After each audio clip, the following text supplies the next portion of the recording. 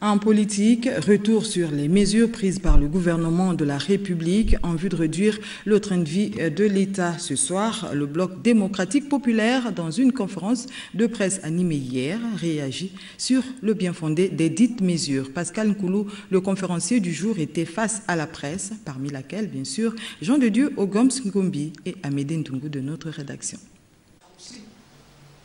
C'est dans une publication de 5 pages que le président du Bloc démocratique populaire, Pascal Nkoulou, a abordé et décortiqué avec les journalistes les mesures prises par le Conseil des ministres du 21 juin dernier.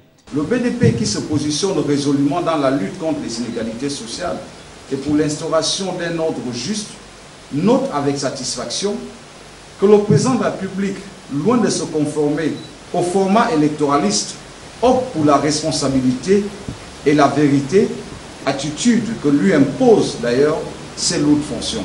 Pour le BDP, ces réformes restent indispensables pour l'économie gabonaise. Les mesures prises en Conseil des ministres constituent un acte majeur dans la volonté manifeste du président de la République de poursuivre les réformes indispensables pour assurer la viabilité économique de notre pays. S'agissant de la masse salariale et l'audit, le Bloc souligne: celle-ci représente plus de la moitié des recettes fiscales de notre pays.